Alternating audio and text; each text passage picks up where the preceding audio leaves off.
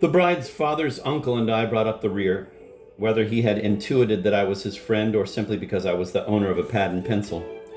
He had rather more scrambled than gravitated to a walking position beside me. The very top of his beautiful silk hat didn't quite come up as high as my shoulder.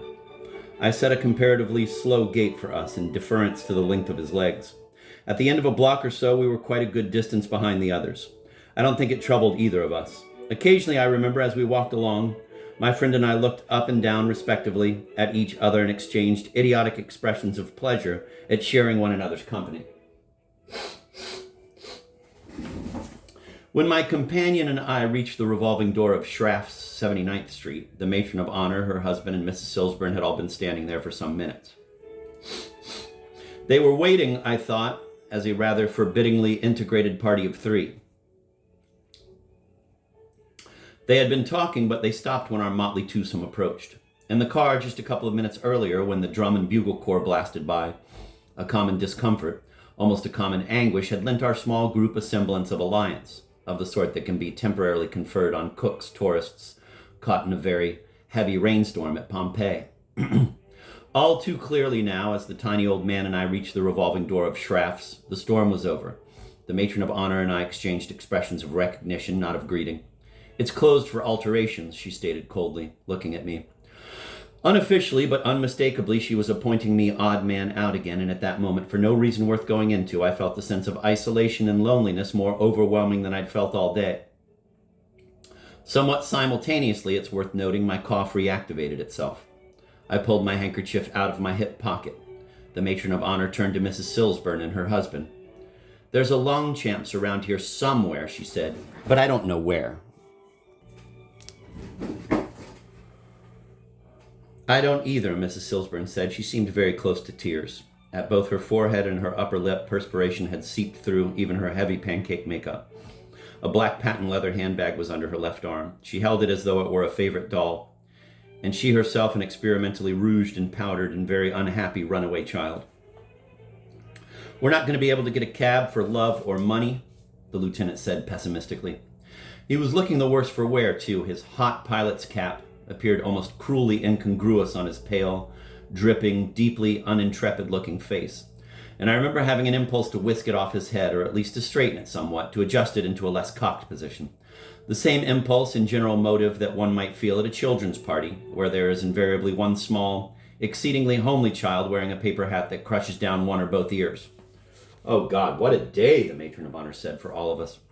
Her circlet of artificial flowers was somewhat askew, and she was thoroughly damp, but I thought the only thing really destructible about her was her remotest appendage, so to speak, her gardenia bouquet. She was still holding it, however, absent-mindedly in her hand. It obviously hadn't stood the gaff. "What'll we do?" she asked, rather frantically for her. "We can't walk there. They live practically in Riverdale. Does anybody have any bright ideas?" She looked first at Mrs. Silsburn, then at her husband, and then, in desperation possibly, at me. "I have an apartment near here," I said suddenly and nervously. "It's just down the block, as a matter of fact." I have a feeling that I gave out this information a trifle too loudly. I may even have shouted it for all I know. "It belongs to my brother and me. My sister's using it while we're in the army, but she's not there now. She's in the waves, and she's off on some trip." I looked at the matron of honor, or at some point just over her head. "You can at least phone from there if you like," I said. "And the apartment's air-conditioned. We might all cool off for a minute and get our breaths." When the first shock of the invitation had passed over, the matron of honor, Mrs. Silsburn, and the lieutenant went into a sort of consultation, of eyes only. But there was no visible sign that any kind of verdict was forthcoming. The matron of honor was the first to take any kind of action. She'd been looking in vain at the other two for an opinion on the subject. She turned back to me and said, "Did you say you had a phone?" "Yes, unless my sister's had it disconnected for some reason, and I can't see why she would have." "How do we know your brother won't be there?" the matron of honor said. It was a small consideration that hadn't entered my overheated head. "I don't think he will be," I said. "He may be. It's his apartment, too, but I don't think he will. I really don't." The matron of honor stared at me, openly, for a moment, and not really rudely, for a change, unless children's stares are rude. Then she turned back to her husband and Mrs. Silsburn and said, "We might as well. At least we can phone." They nodded in agreement. Mrs. Silsburn, in fact, went so far as to remember her code of etiquette covering invitations given in front of Schraff's. Through her sun-baked pancake makeup, a semblance of an Emily Post smile peeped out at me. It was very welcome, as I remember. Come on, then, let's get out of the sun, our leader said. What'll I do with this? She didn't wait for an answer. She stepped over to the curb and unsentimentally disengaged herself from her wilted gardenia bouquet. Okay, lead on, Macduff, she said to me. We'll follow you, and all I have to say is he'd better not be there when we get there, or I'll kill the bastard. She looked at Mrs. Silsburn. Excuse my language, but I mean it. As directed, I took the lead almost happily. An instant later, a silk hat materialized in the air beside me, considerably down and at the left, and my special, only technically unassigned cohort grinned up at me. For a moment, I rather thought he was going to slip his hand into mine. My 3 guests and my 1 friend remained outside in the hall while I briefly cased the apartment. The windows were all closed, the 2 air conditioners had been turned to shut, and the first breath one took was rather like inhaling deeply in someone's ancient raccoon coat pocket. Let me reread that. And the first breath one took was rather like inhaling deeply in someone's ancient raccoon coat pocket. The only sound in the whole apartment was the somewhat trembling purr of the aged refrigerator Seymour and I had acquired secondhand. My sister Boo Boo, in her girlish naval way, had left it turned on. There were, in fact, throughout the apartment, any number of little untidy signs that a seafaring lady had taken over the place. A handsome, small-size, ensign's navy blue jacket was flung, lining down across the couch. A box of Lewis sherry candies, half empty and with the unconsumed candies all more or less experimentally squeezed, was open on the coffee table in front of the couch. A framed photograph of a very resolute-looking young man I'd never seen before stood on the desk. And all the ashtrays in sight were in full blossom with crumpled facial tissues and lipsticked cigarette ends.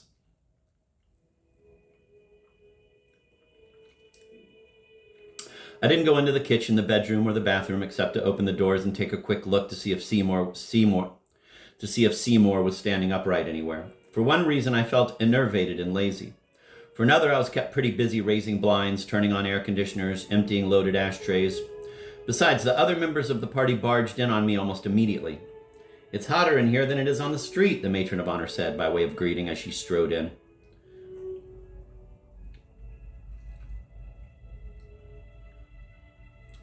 I'll be with you in just a minute, I said. I can't seem to get this air conditioner to work.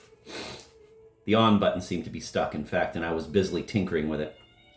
While I worked on the air conditioner switch with my hat still on my head, I remember the others circulated rather suspiciously around the room. I watched them out of the corner of one eye. The lieutenant went over to the desk and stood looking up at the 3 or 4 square feet of wall directly above it where my brother and I, for defiantly sentimental reasons, had tacked up a number of glossy 8x10 photographs. Mrs. Silsburn sat down, inevitably, I thought, in the one chair in the room that my deceased Boston bull used to enjoy sleeping in. Its arms, upholstered in dirty corduroy, had been thoroughly slavered and chewed on in the course of many a nightmare. The bride's father's uncle, my great friend, seemed to have disappeared completely. The matron of honor, too, seemed suddenly to be somewhere else. I'll get you all something to drink in just a second, I said uneasily, still trying to force the switch button on the air conditioner. I could use something cold to drink, said a very familiar voice. I turned completely around and saw that she had stretched herself out on the couch, which accounted for her noticeable vertical disappearance. I'll use your phone in just a second, she advised me. I couldn't open my mouth anyway to talk on the phone in this condition. I'm so parched. My tongue's so dry. The air conditioner abruptly whirred into operation, and I came over to the middle of the room, into the space between the couch and the chair where Mrs. Silsburn was sitting. I don't know what there is to drink, I said. I haven't looked in the refrigerator, but I imagine. Bring anything, the eternal spokeswoman interrupted from the couch. Just make it wet and cold. The heels of her shoes were resting on the sleeve of my sister's jacket. Her hands were folded across her chest. A pillow was bunched up under her head. Put ice in it if you have any, she said, and closed her eyes. I looked down at her for a brief but murderous instant, then bent over and, as tactfully as possible, eased Boo Boo's jacket out from under her feet. I started to leave the room and go about my chores as host, but just as I took a step, the lieutenant spoke up from over at the desk. Where'd you get all these pictures? He said. I went directly over to him. I was still wearing my visored, oversized garrison cap. It hadn't occurred to me to take it off. I stood beside him at the desk and yet a trifle behind him, and looked up at the photographs on the wall. I said they were mostly old pictures of the children who had been on It's a Wise Child in the days when Seymour and I had been on the show. The lieutenant turned to me. What was it? He said, I never heard it. One of those kids' quiz shows? Questions and answers like that? Unmistakably, a soupçon of army rank had slipped unnoisily but insidiously into his voice. He also seemed to be looking at my hat. I took off my hat and said, no, not exactly. A certain amount of low family pride was suddenly evoked. It was before my brother Seymour was on it. And it more or less got that way again after he went off the program, but he changed the whole format, really. He turned the program into a kind of children's roundtable discussion. The lieutenant looked at me with, I thought, somewhat excessive interest. Were you on it too? He said. Yes. The matron of honor spoke up from the other side of the room, from the invisible dusty recesses of the couch. I'd like to see a kid of mine get on one of those crazy programs, she said. Or act. Any of those things. I'd die, in fact, before I'd let any child of mine turn themselves into a little exhibitionist before the public. It warps their entire lives, their whole entire lives. The publicity and all, if nothing else. Ask any psychiatrist. I mean, how can you have any kind of a normal childhood or anything? Her head crowned in a now lopsided circlet of flowers, suddenly popped into view. As though disembodied, it perched on the catwalk of the back of the couch. Damn. As though disembodied, it perched on the catwalk of the back of the couch, facing the lieutenant and me. I gotta...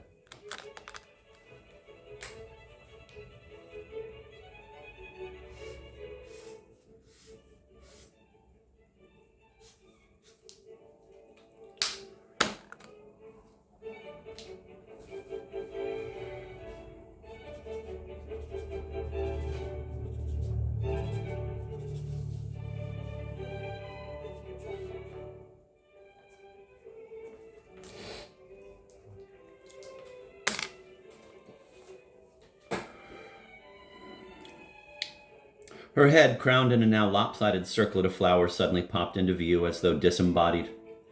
It perched on the catwalk of the back of the couch, facing the lieutenant and me.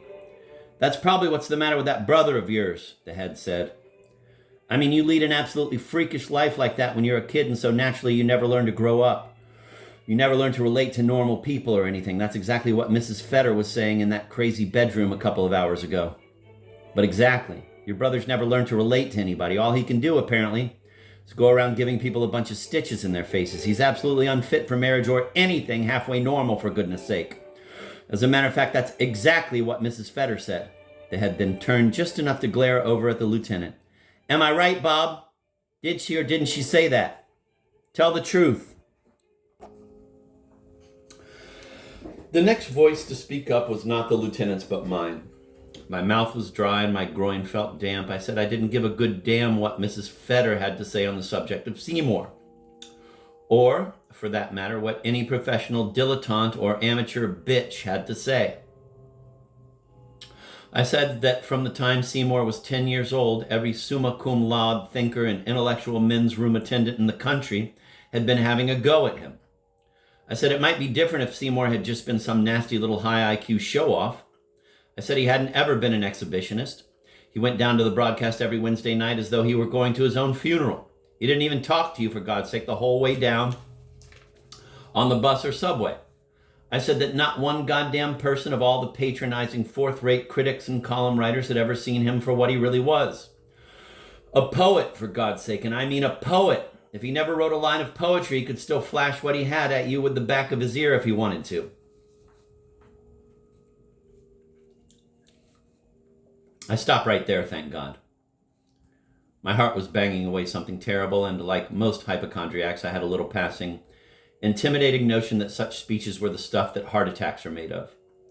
To this day, I have no idea at all how my guests reacted to my outbreak, the polluted little stream of invective I'd loosed on them. The first real exterior detail that I was aware of was the universally familiar sound of plumbing. It came from another part of the apartment. I looked around the room suddenly, between and through and past the immediate faces of my guests.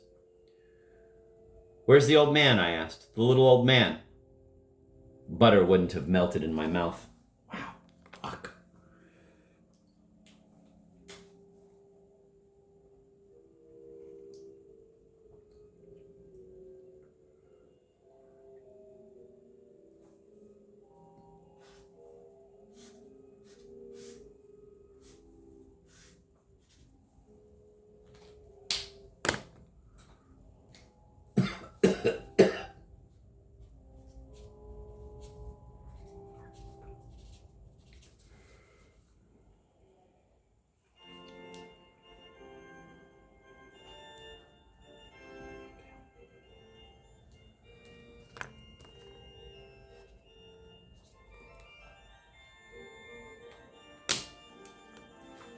I'm going to reread that paragraph.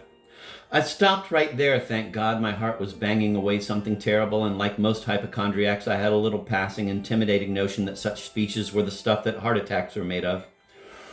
To this day, I have no idea at all how my guests reacted to my outbreak, the polluted little stream of invective I'd loosed on them. The first real exterior detail that I was aware of was the universally familiar sound of plumbing. It came from another part of the apartment. I looked around the room suddenly, between and through and past the immediate faces of my guests. "Where's the old man?" I asked. "The little old man." Butter wouldn't have melted in my mouth. Oddly enough, when an answer came, it came from the lieutenant, not the matron of honor. "I believe he's in the bathroom," he said. The statement was issued with a special forthrightness, proclaiming the speaker to be one of those who don't mince everyday hygienic facts. "Oh," I said. I looked rather absently around the room again. Whether or not I deliberately avoided meeting the matron of honor's terrible eye, I don't remember, or don't care to remember. I spotted the bride's father's uncle's silk hat on the seat of a straight chair across the room. I had an impulse to say hello aloud to it. "I'll get some cold drinks," I said. "I'll just be a minute."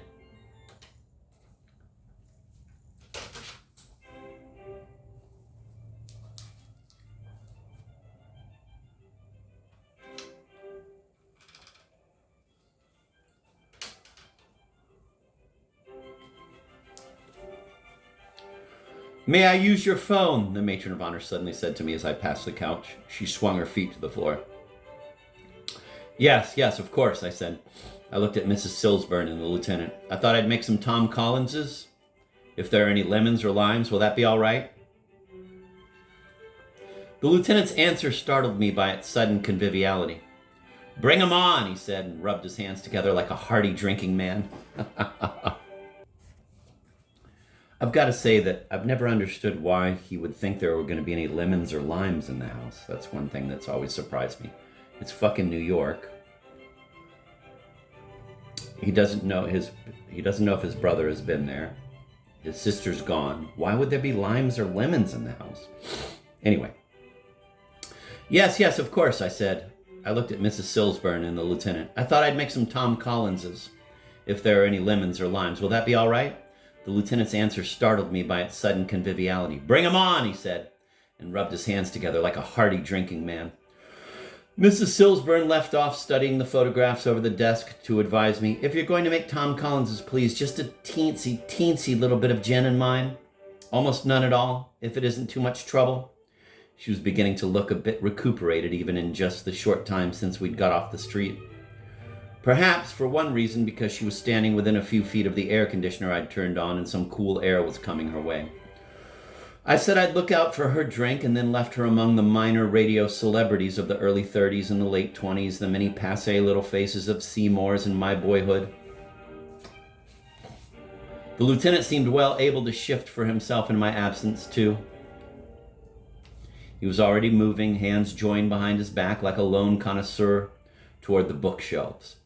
The matron of honor followed me out of the room, yawning as she did, a cavernous, audible yawn that she made no effort to suppress or obstruct from view.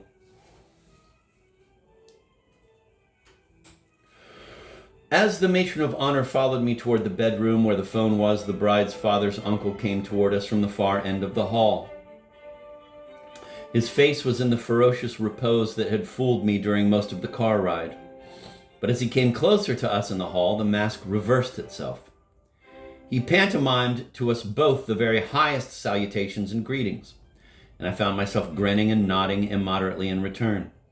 His sparse white hair looked freshly combed, almost freshly washed, as though he might have discovered a tiny barber shop cached away at the other end of the apartment. When he'd passed us, I felt a compulsion to look back over my shoulder, and when I did, he waved to me, vigorously, a great bon voyage, come back soon wave. It picked me up no end. What is he, crazy? The matron of honor said.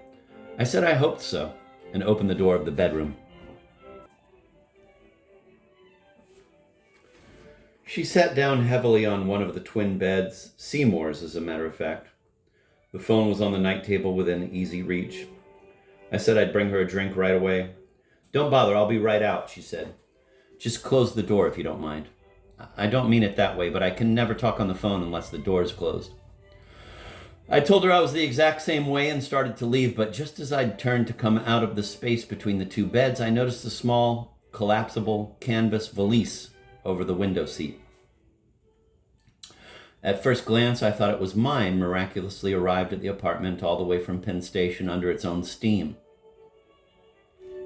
My second thought was that it must be Boo Boo's. I walked over to it.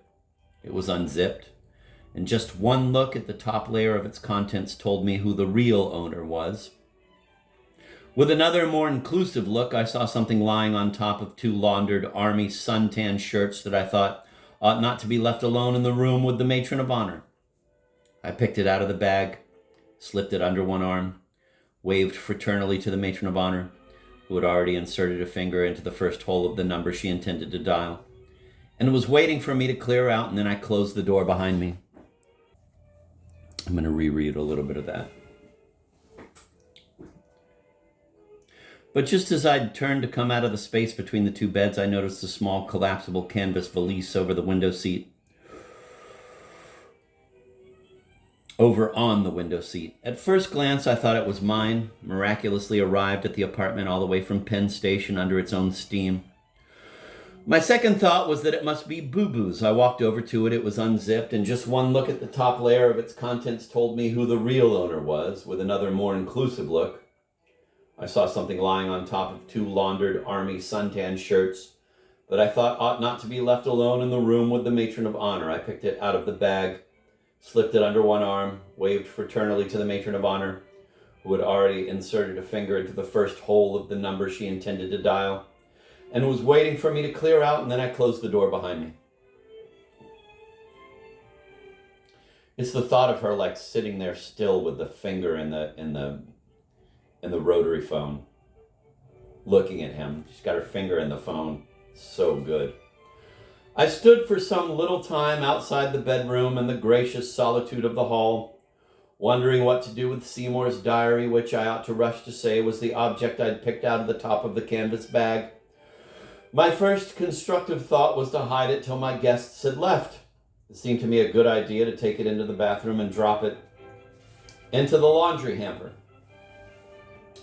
However, on a second and much more involved train of thought, I decided to take it into the bathroom and read parts of it, and then drop it into the laundry hamper.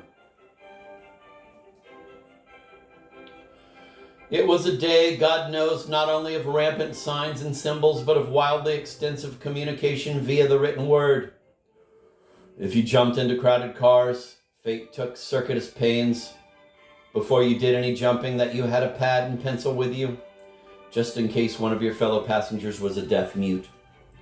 If you slipped into bathrooms, you did well to look up to see if there were any little messages, faintly apocalyptic or otherwise, posted high over the wash bowl. I'm going to reread that one. It was a day, God knows, not only of rampant signs and symbols, but of wildly extensive communication via the written word. If you jumped into crowded cars, fate took circuitous pains. Before you did any jumping, that you had a pad and pencil with you, just in case one of your fellow passengers was a deaf mute. If you slipped into bathrooms, you did well to look up to see if there were any little messages, faintly apocalyptical or otherwise, posted high over the wash bowl.